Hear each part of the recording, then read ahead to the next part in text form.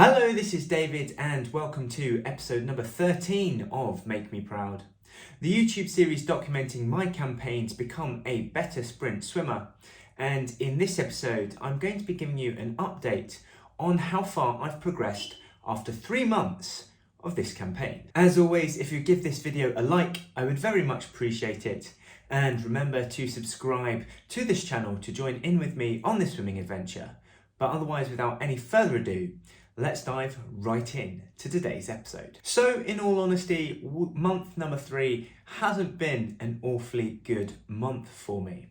And there are a variety of reasons for that, but starting off with training and starting in the gym, ultimately I've only made it to approximately half of the gym training sessions that I've wanted to this month.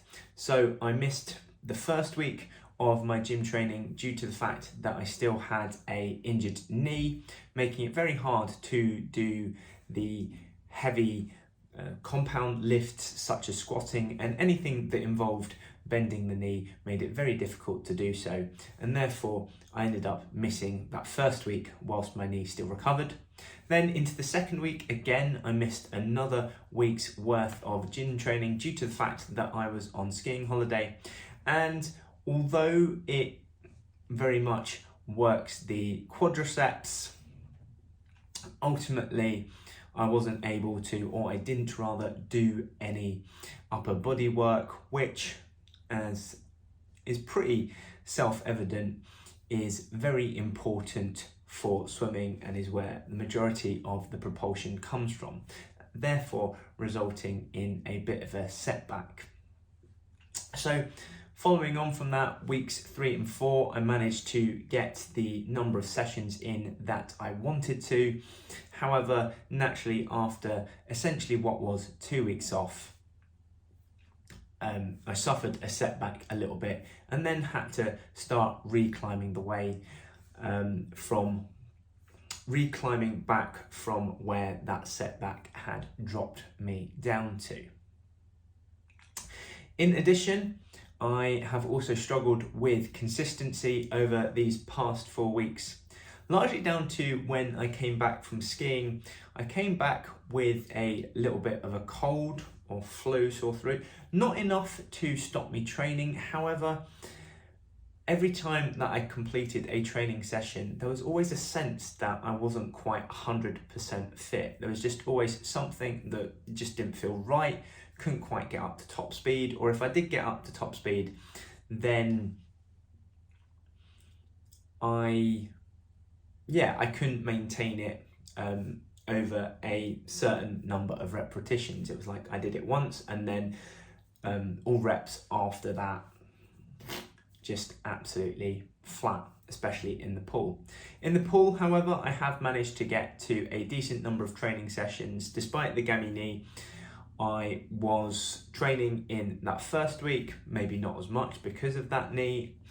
However, I did manage to get to a decent number of sessions and therefore keep the swimming training at a relatively high consistency. Naturally, week 2, that fell through due to the skiing holiday. However, that was planned.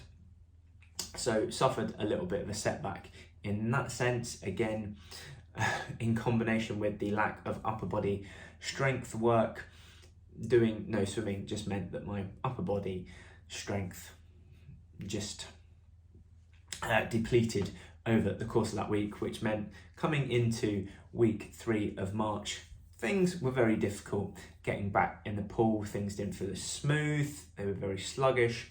However, after a while, things started to get back to normal, and still not feeling quite there or where I was at the end of February for the various reasons that I have just discussed. However, one of the biggest reasons for why month 3 hasn't been all that good is ultimately comes down to my nutrition. Now, to be honest, I absolutely smashed it in the week leading up to my skiing holiday, where I managed to get my weight down to 86.7 kilograms. However, over the course of that week of skiing holiday, that shot up to 90.9, and essentially that was down to a lot of overeating and similarly the consumption of quite a lot of alcohol. It certainly is very difficult to resist when you have free unlimited wine in the evening with your dinner that came as part of the package with your chalet. So very difficult there on the peer pressure front, and ultimately I failed that challenge entirely. I drank quite a lot over the course of the week and similarly ate quite a lot, and not a lot of vegetables as part of that. So as you can imagine, skiing in France, it's mainly bread, cheese and charcuterie meats. Therefore, the weight piled on me, making it again very difficult, and I was feeling very sluggish getting into the pool back in that first week. However, that wouldn't have been so bad had I managed to keep up some consistency with my nutrition over the following 3 weeks since coming back from holiday. However, various celebrations and events have meant that I haven't been able to get all that much consistency. So once I've started that downwards trend on the weight, getting the calorie deficits getting them in once again and starting to progress to a healthier lifestyle, a celebration would come along, which would mean consumption of more alcohol, calorie overconsumption, thereby shooting it back up again, meaning that since coming back from holiday, it's been a little bit of a roller coaster coming up and down. Hasn't really gone massively outside of a range. However, it's been quite frustrating as I haven't been able to get a nice downwards trend in that sense. So what I'm hoping for over the course of April is just to get a little bit more consistency with regards to my nutrition, and therefore hopefully that weight is going to start coming back off again, and hopefully in combination with consistency in training, again, that the strength is going to come back and we're going to be rocking in 3 weeks' time come Scottish Nationals, which I'm super excited for. I've got the competition there now, so therefore that is all the more motivation to stay consistent in both eating and training. Now, as I alluded to earlier, an illness hasn't particularly helped things, and ultimately this month has been a bit of a perfect storm, starting off with the injury, having the holiday, losing consistency, coming back with a little bit of an illness, meaning that I haven't been able to train with the intensity and consistency that I've wanted to.